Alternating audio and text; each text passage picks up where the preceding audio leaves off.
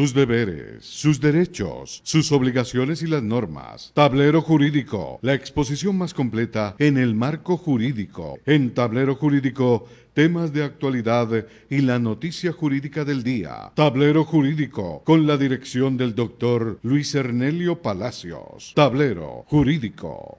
Los invitamos para que sintonicen en el canal SET el programa Tablero Jurídico de lunes a viernes de 3 a 4 de la tarde en directo, para que usted conozca cuáles son los derechos en materia laboral y de la seguridad social, el derecho a la familia, el derecho constitucional, el derecho laboral, entre otros, porque usted debe conocer cuáles son esas normas jurídicas que le regulan cada uno de sus actos.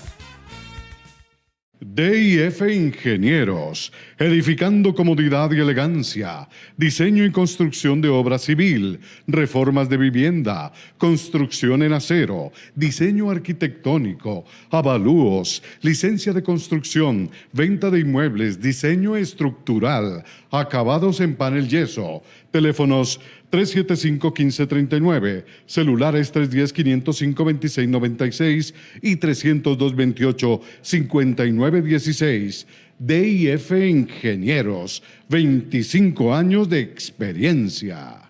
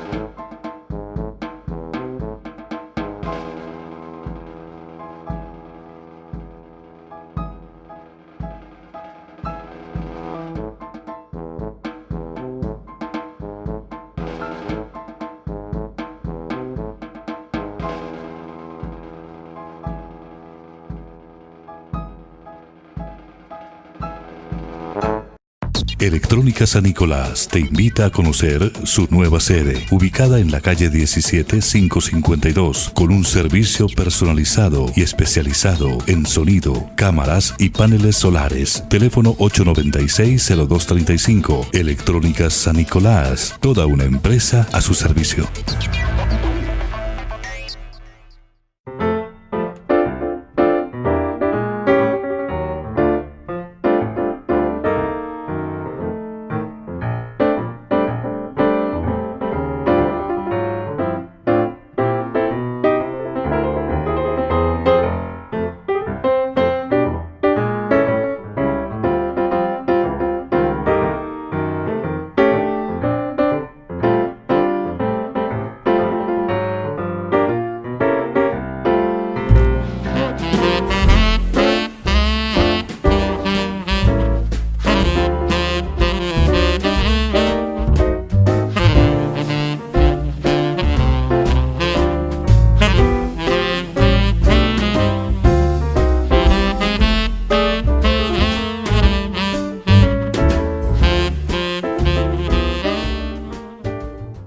¡Uy, qué elegancia de hombre! Sí, es que ese hombre lo compra todo en Almacenes La Corona de Cali. Almacén La Corona de Cali. Viste al caballero elegante. Trajes, zapatos y camisas. Todo en vestuario masculino. Venga y conozca nuestra última colección. Se reciben todas las tarjetas y también tenemos sistema de separado. Almacenes La Corona de Cali. Calidad y moda. Teléfono 882-1623. Ahora en su nueva dirección de la carrera novena 829. La mejor ropa para hombre.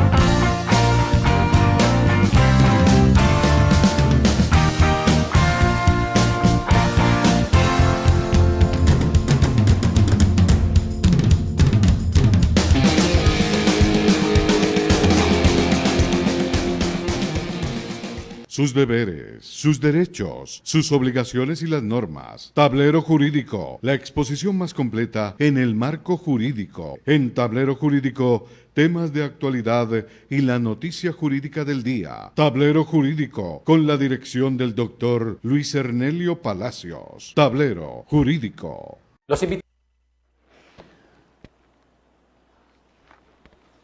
Continuamos en este espacio Tablero Jurídico, el programa pedagógico que le orienta en torno a los derechos en materia laboral y a la seguridad social, el derecho civil, el comercial, el derecho de familia, el constitucional, porque aquí usted marca 315-1290, 315-1290 o el 312-0003, 312-0003.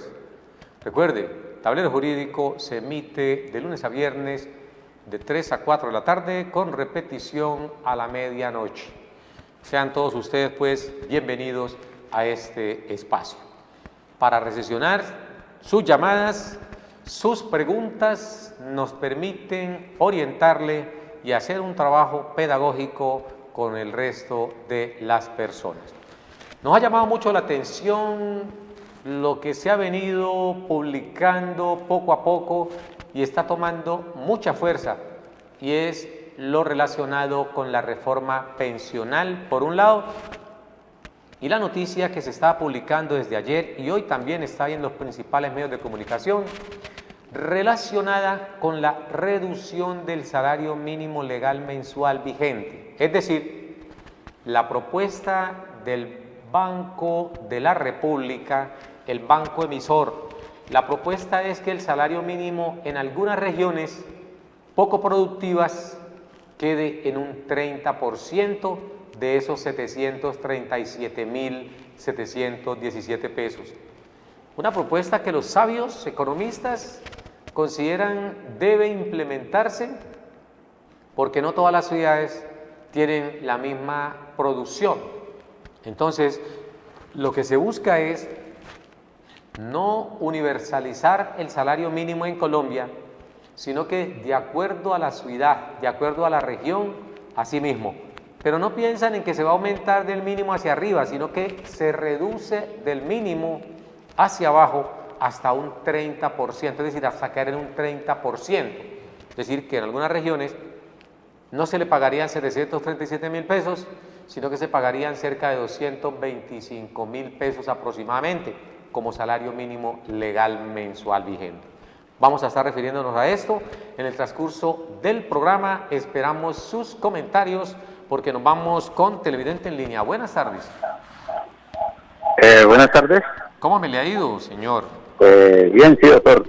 ¿Cuál es su nombre y de dónde nos llama? Eduardo García, de Terrón, Colorado. Don Eduardo García, de Terrón, Colorado. ¿Y su pregunta cuál es? Sí, doctor, lo que pasa es que nosotros fundamos un sindicato en una empresa de seguridad que nos estaba como robando los salarios y no nos da la dotación, todo eso, otras cosas, las horas extras, todo eso. Entonces, resulta que se terminó un contrato con la empresa y nos echaron a todos los que estamos en el sindicato. Correcto. A la mesa directiva también. A la junta directiva, correcto. Entonces nosotros hablamos con una abogada y nos dice que es que teníamos 2 meses para conseguir todo el papeleo, para demandar. Correcto. Pero resulta que hay que sacar un papel de Bogotá y ese papel se nos va a vencer la fecha y no nos lo han mandado de Bogotá. Correcto. ¿Cuánto hace Ella que los dice que son despidieron? 2 meses, pero nosotros quisiéramos saber si es verdad que son 2 meses nomás que teníamos. ¿Cuánto hace que los despidieron? Nos despidieron en septiembre, el 25 de septiembre. 25 de septiembre pasado. Sí, señor. Correcto. ¿Ustedes estaban debidamente reconocidos por el Ministerio del Trabajo como sindicato? Sí, señor, porque nosotros fundamos el sindicato en mayo. En mayo de este año. ¿Y tenían el acta de depósito, estaba en el Ministerio del Trabajo? Sí, señor, lo que pasa es que, pues según eso mandan lo mandan a Bogotá. Y Correcto. ese papel es el que no nos ha llegado y ya va a vencer según eso, que son 2 meses nomás, nos dijo la abogada. Bueno, en efecto, vamos a responderle entonces a Eduardo García. ¿Cuántos estaban en el sindicato? ¿Qué me dice?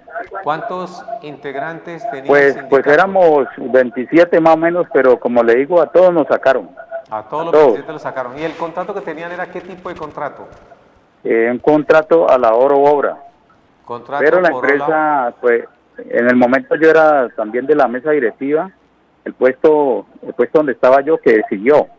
A mí fue que me sacaron por el hecho de que estaba en el sindicato. Correcto, correcto. Vamos entonces a dialogar con el amigo Eduardo García, que nos está llamando desde el barrio Terrón, Colorado, y nos formula una importante pregunta, como muchas de las que aquí nos hacen en este espacio. Puede colgarnos, don Eduardo, y escuchar por su televisor la respuesta a su pregunta. En efecto, nos vamos a remitir al artículo 406 y siguientes, Código Sustantivo Laboral.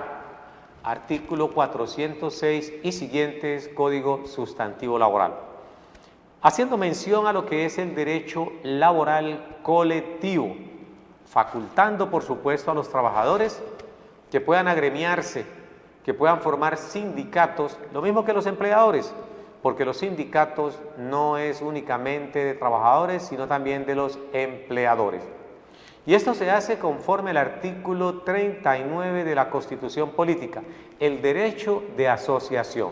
Pues bien, si los trabajadores se organizan en sindicato para hacerse fuertes frente al empleador y reclamar de manera conjunta, de manera unida, sus acreencias laborales, lo mínimo que pudieran demandar del Estado es unas garantías, una protección a ese derecho fundamental, el derecho de asociación. Pues bien, recordemos que a partir de la Ley 50, poco a poco se ha venido acabando con lo que es las agremiaciones sindicales, por la mala política. Por un lado, los medios de comunicación hablando mal de los sindicatos, sin que eso signifique o se vaya a desconocer que hay unos sindicatos que van en detrimento precisamente de la organización, por la rapiña, por la corrupción que se vive en los mismos a nivel de junta directiva, entre otros, especialmente cuando son sindicatos pertenecientes a empresas del Estado. Hoy no han tenido ese mismo renombre. Pero si en el caso de don Eduardo García se toma la decisión de agremiarse para fortalecer sus peticiones frente al empleador, no para llevarlo a la quiebra, porque eso es lo que dicen, pero ese no es el objeto de un sindicato. El sindicato tiene como finalidad precisamente fortalecerse para evitar ser víctima de los malos empleadores que ante el mínimo reclamo que le haga un trabajador proceden a despedirlo. No obstante, ustedes tenían su sindicato, el empleador opta por despedirlo sin agotar el requisito de procedibilidad, que es levantamiento de fuero sindical, fuero especial, que así se denomina, y debe conocerlo un juez de la República. Antes de proceder a despedirlo, a esos trabajadores, es decir, todos no tienen fuero, tienen el fuero los 5 principales y los 5 suplentes, más los 2 que hacen parte de la comisión de reclamo. En total, 12 agremiados, repito, 5 principales, 5 suplentes y los 2 que pertenecen a la comisión de reclamo. Igualmente, los fundadores de ese sindicato van a tener fuero hasta por 6 meses posteriores a la constitución del mismo. ¿Qué sucede? En muchos casos, que los empleadores ven con celos el sindicato, y como hoy casi no existen, porque la Ley 50, al generar esos contraticos, bien de términos por 6 meses, por 3 meses, o máximo 1 año, entonces las personas no se afilian porque saben que no les van a renovar su contrato, y salvo que pertenezcan a la junta directiva, pueden mantenerse en la misma. De lo contrario, es muy complicado.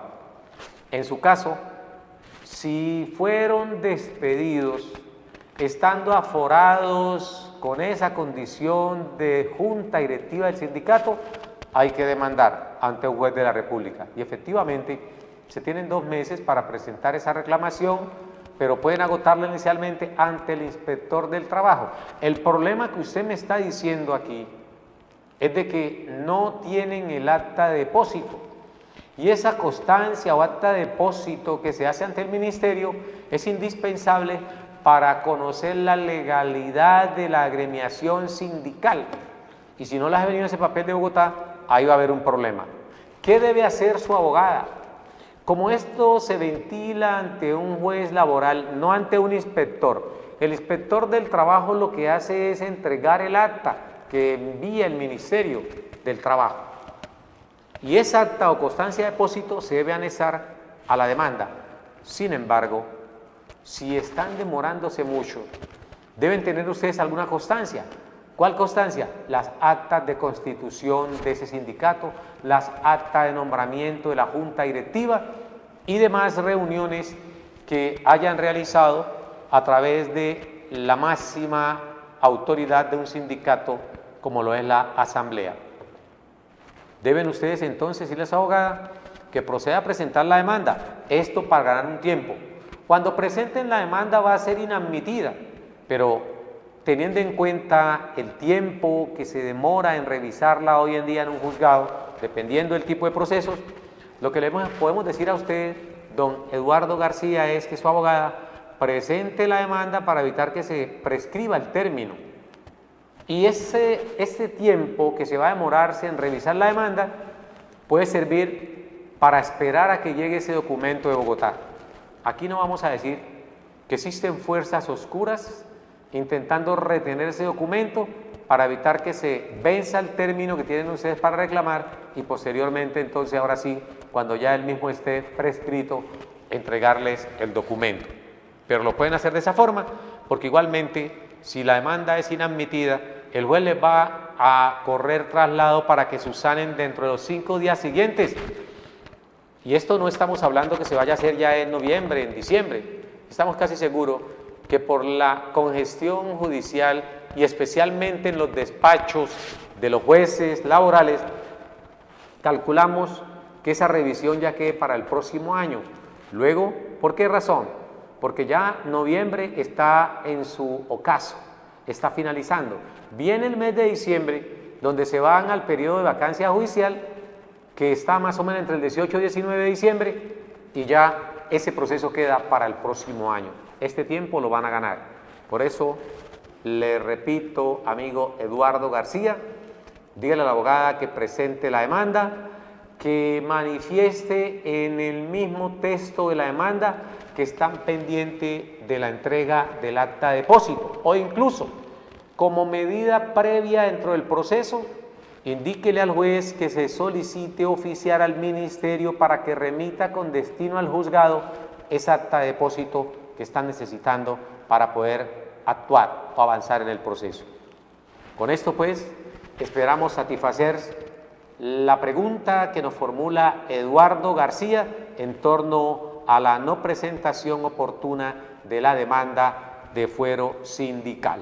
Vamos con televidente en línea. Buenas tardes. Buenas tardes.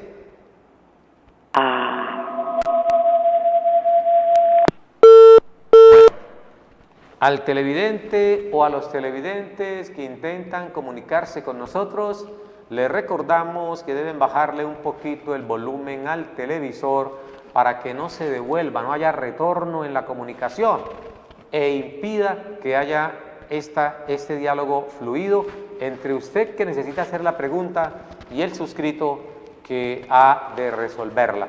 Por eso, cuando se esté comunicando, bajen el volumen al televisor, interactuamos o conversamos por el teléfono y cuando ya usted formule la pregunta, puede ahora sí subirle todo el volumen a su televisor para poder escuchar la respuesta que aquí le damos. Estamos hablando en torno a lo que es la propuesta del Banco de la República, por un lado, manifestando que el salario mínimo se puede reducir a un 30% de lo que es actualmente en algunas regiones que no son productivas. Allí les Abro un poquito el entendimiento a la gente, que se toquen un poco para que de esta forma puedan salir a protestar si es el caso, porque no es justo que se le vaya a reducir a un 30%, salvo pues que el pagar un 30% signifique el aseguramiento de esas necesidades básicas satisfechas, como ocurre en algunas otras naciones. Aquí siempre se dice que en el caso de Venezuela o en el caso de otros países el salario es muy bajito, y en efecto es muy bajito. El problema es para nosotros que aquí no nos financian las necesidades básicas insatisfechas. En otros países el salario es bajito, pero tienen gran parte de esas necesidades básicas satisfechas por el mismo Estado. Y esto no puede decirse solamente de reducir el salario sin que tenga la persona asegurada lo que es la educación, la salud, la alimentación, el techo, pero sobre todo la seguridad, que son los componentes que hacen parte de toda persona para poder lograr una vida digna. Vamos con televidente en línea. Buenas tardes. Buenas tardes. Digo, buenas tardes. ¿Cómo ¿Aló? me le ha ido, mi señora? No, aquí no dice nada. Ahí la estoy escuchando, mi señora. ¿Cuál es su nombre? Ah, Gladys. Doña Gladys, ¿de dónde nos llama? Vea, de aquí de Cali. Nos está llamando de la ciudad de Cali, doña Gladys. Por favor, bájale Sí, un poquito al televisor. Sí. Mi tesoro, es que yo necesito hacerle una averiguación, ¿no? Por supuesto, Resulta doña Gladys. que una hija mía hace 18 años vive en un apartamento, ¿no? En Cali, allá en Bogotá. Sí. Entonces el señor le dijo que él iba a vender y que tenía que desocupar inmediatamente. ¿Mm? Entonces yo quiero saber a qué derecho tiene ella. Por supuesto, doña Gladys. Su hija lleva allí como arrendataria 18 años y el apartamento lo acaban de vender. Bueno, ya colgamos. Vamos entonces a responderle a doña Gladys, que nos está llamando desde aquí de la ciudad de Cali. Pero antes recordarle a doña Gladys que con esta inseguridad no es bueno que me diga tesoro, porque usted sabe, lo pueden atracar a uno en cualquier parte pensando que realmente es el tesoro de doña Gladys. Doña Gladys, vamos a hablar acerca de la ley 820 del año 2003, ley 820 del año 2003. ¿Qué sucede con respecto al contrato de arrendamiento que celebró su hija sobre una vivienda urbana en la ciudad de Bogotá? El dueño del inmueble o arrendador no puede decirle desocúpeme ya porque vendí el apartamento, salvo que vaya a reconocerle la indemnización o destrate equivalente a 3 meses de arrendamiento o si han pactado en salarios mínimos legales mensuales vigentes. De tal suerte que su hija, por el hecho de que el arrendador haya vendido el inmueble, no puede salir corriendo a meterse a cualquier lugar así, improvisadamente, introspectivamente, porque él ha vendido el apartamento. Él debe darle un compás de espera, mínimo 3 meses, y esos 3 meses son sin pagar. Ojo, 3 meses de estrate, el famoso desahucio que se debe hacer. Hay que desahuciarlo con 3 meses de antelación. Decirle, a partir de la fecha, usted tiene 3 meses y durante esos 3 meses no va a pagar canon de arrendamiento alguno, porque ese es lo que contempla la ley, ese tipo de indemnización frente al arrendatario que ha sido sorprendido diciéndole que debe desocupar en 3 meses. De tal suerte, doña Gladys, que su hija debe estar tranquila, buscarse un abogado que le escriba a ese arrendador diciéndole que debe respetar los términos del contrato. Oído, no solamente porque es, o sea, un contrato escrito, también opera si el contrato es verbal, porque para la legislación civil colombiana o comercial, el contrato de arrendamiento puede ser verbal o puede ser escrito, y en cualquiera de sus modalidades, verbal o escrito, se deben regir por la ley 820 del año 2003, ley 820 del año 2003. Hay que buscar el abogado, no hay que dejar que esa persona lo ponga contra la pared. Ahora bien, Muchas personas compran inmuebles, no con el ánimo de irse a vivir a él. Puede hablar que el dueño del inmueble, el que lo ha vendido, le dé 3 meses, pero si ese tiempo es insuficiente, comprometerse con el nuevo comprador para que ella pueda seguir habitando en el inmueble si el deseo de él es seguir arrendando, o que éste le extienda un poquito más el tiempo. Quien sale perdiendo aquí va a ser el dueño del inmueble, porque ella no se va a ir y no se debe de ir porque tiene una protección de la misma ley. Luego, hay que hacer las cosas como deben ser, notificar con tiempo suficiente al arrendatario para que pueda conseguir otra vivienda. En ese caso, hay que dar un compás de espera, porque si es una persona que tiene familia, los hijos están estudiando en colegios cercanos, ella trabaja allí cerca a su apartamento, y en una ciudad como Bogotá, desplazarse o desubicarse es un complique, porque desplazarse de norte a sur, de oriente a occidente, es una cuestión bastante complicada. Por eso, doña Gladys, esperemos pues haberle podido orientar por aquí. Dígale a su hija que nos llame a los teléfonos que aparecen en pantalla y nosotros le vamos a asesorar telefónicamente sobre lo que debe hacer respecto a la exigencia de entrega de ese inmueble. Continuamos con su espacio Tablero Jurídico, un programa pedagógico que le orienta en torno a lo que son sus derechos. El otro tema que queremos abordar en el día de hoy es el relacionado con otra reforma que se está cocinando ahí en los menteros públicos, y es la reforma pensional. En el periódico El País del domingo anterior, es decir, hace 10 días, se estableció la necesidad de una reforma pensional que han venido presionando los presidentes o expresidentes de ANIT, Asociación Nacional de Industriales. Eso hay que abrirle de instituciones financieras, Asociación Nacional de Instituciones Financieras. ¿Qué ha venido o qué quieren hacer con la reforma pensional? Aumentar en 5 años la edad de pensión tanto para las mujeres como para los hombres. Aumentar el número de semanas.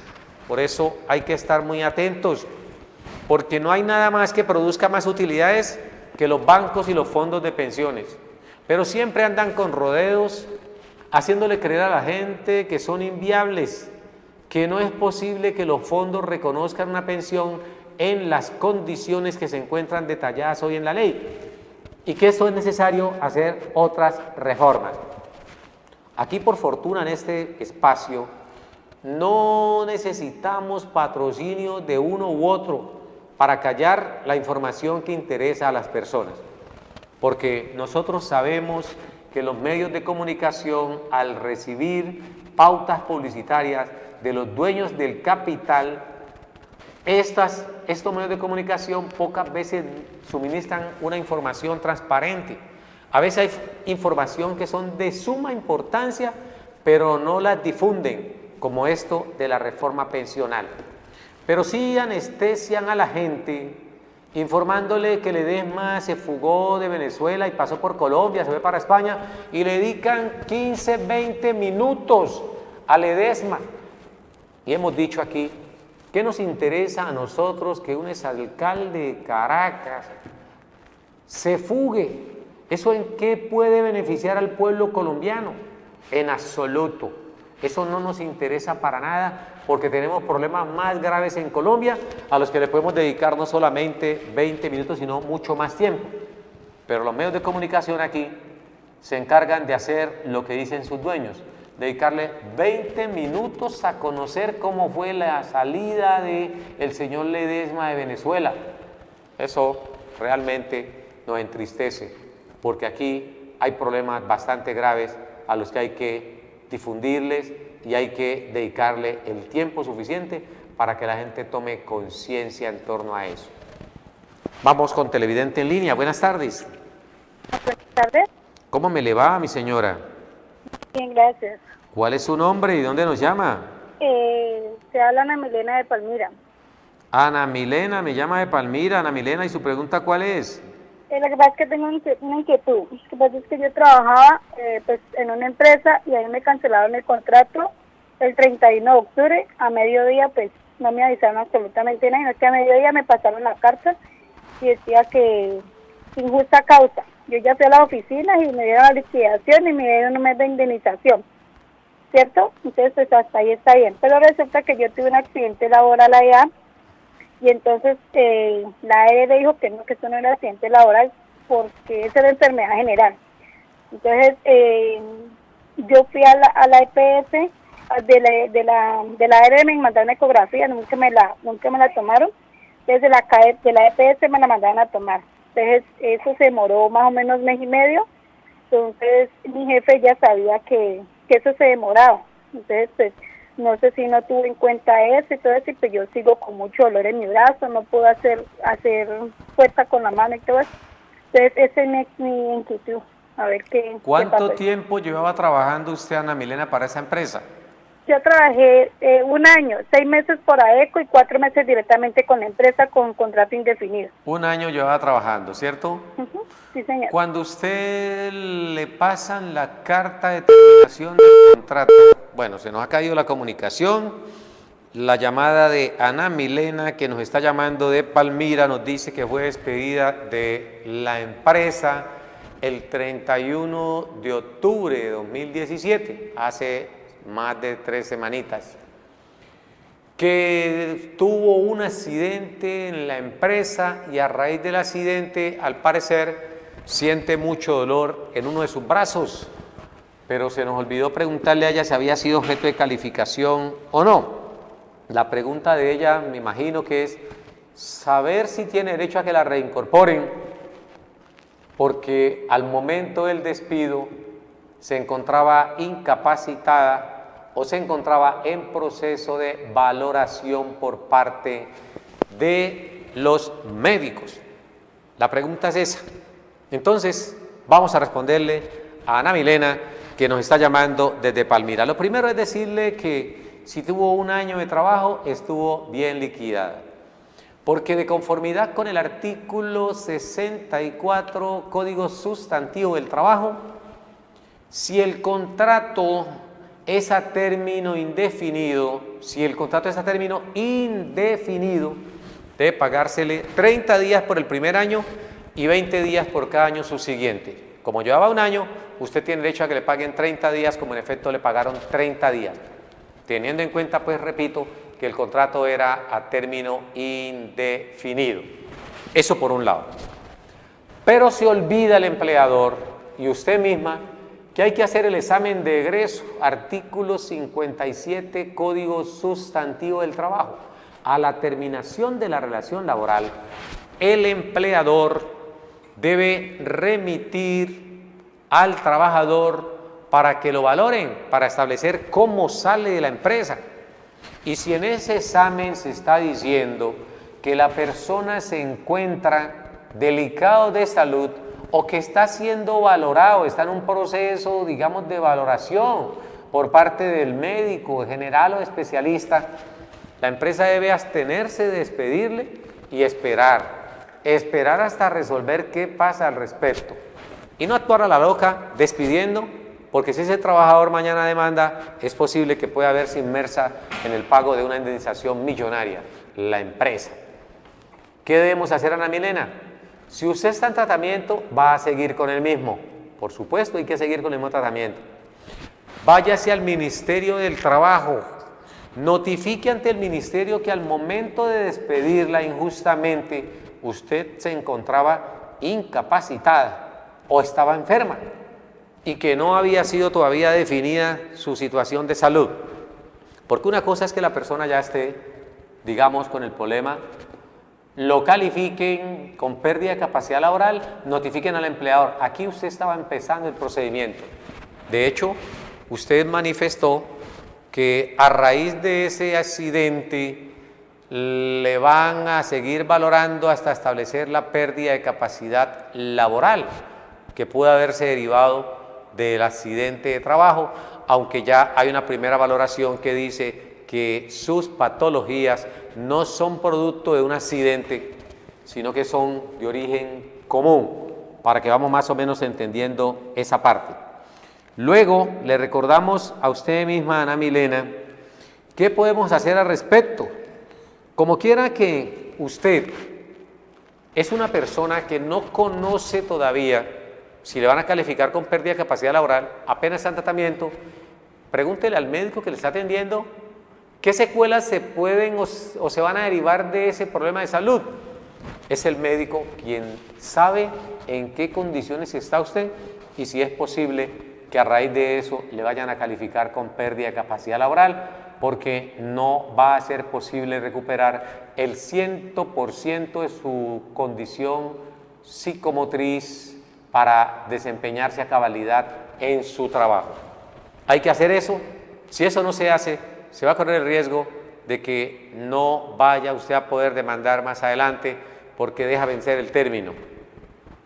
Ana Milena, Oficina Regional del Trabajo, requiere al empleador porque usted tiene fuero de estabilidad laboral reforzada si cuando la despidieron estaba usted incapacitada. Allí hay que valorar, hay que revisar por parte de los médicos. Con esto pues, le vamos a agradecer a usted que se haya comunicado con nosotros, no sin antes recordarle que nuestros teléfonos y dirección aparece en pantalla. Hoy no es posible que con todas las normas que hay, protectoras de la estabilidad laboral reforzada, las empresas sigan tratando de abusar y sacar del empleo a sus trabajadores cuando se dan cuenta que tienen algún problema de salud. Eso no debe ser. Para eso se crearon las entidades encargadas de garantizar el riesgo. Lo garantizan y lo pagan.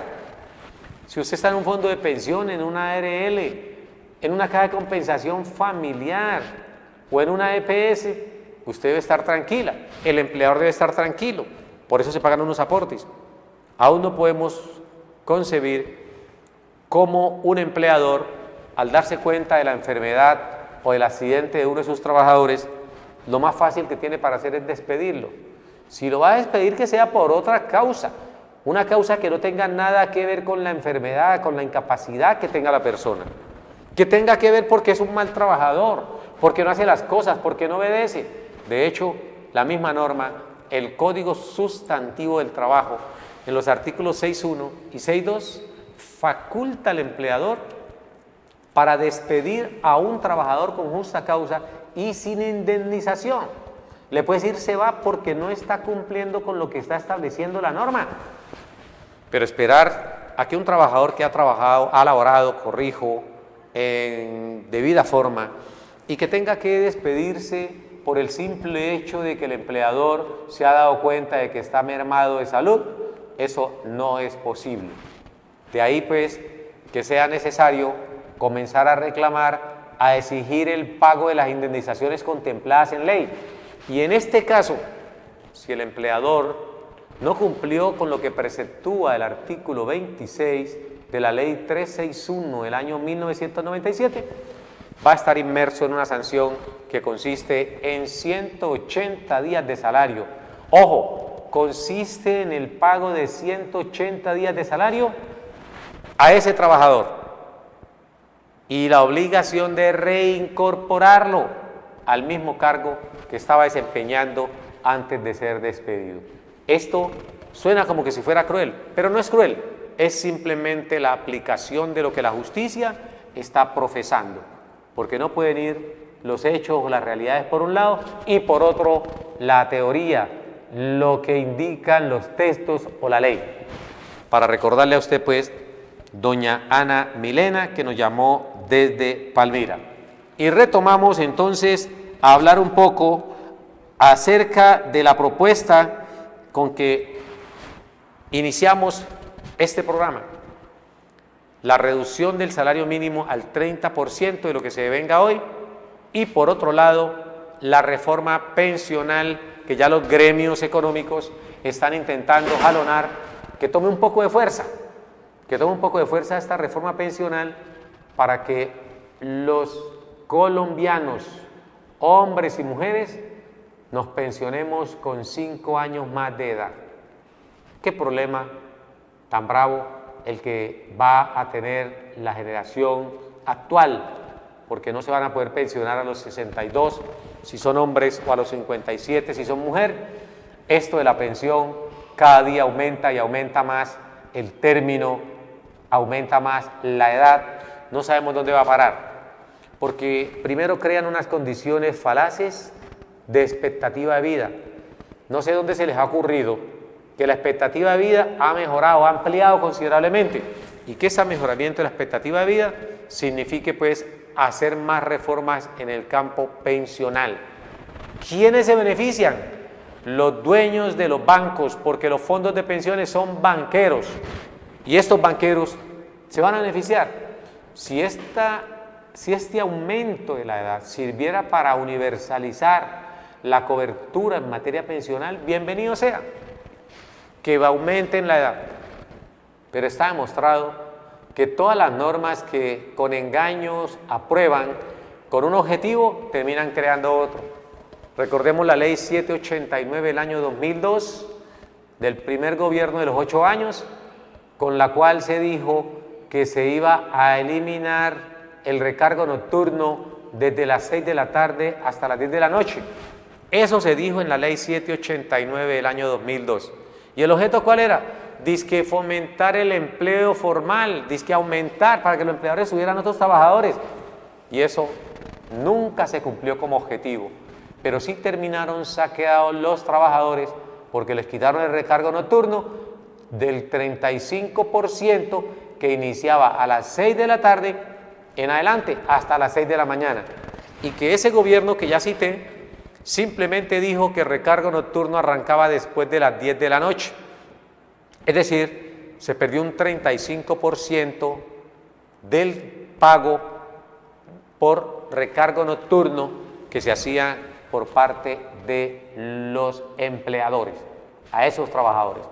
Entonces, esa es una muestra más que no todo el tiempo las normas que dicen cumplir una meta cumplen realmente esa meta, y el objetivo es otro. Ahora bien, tratar de recuperar esas 4 horas que se perdieron de recargo nocturno es una labor titánica. Ni siquiera ahorita que tenían una ministra del trabajo que tenía otra concesión logró eso, porque apenas se redujo en 1 hora, pasó de 6 a 9, 1 horita se redujo con respecto a lo que estaba antes, que era de 6 a 10 de la noche.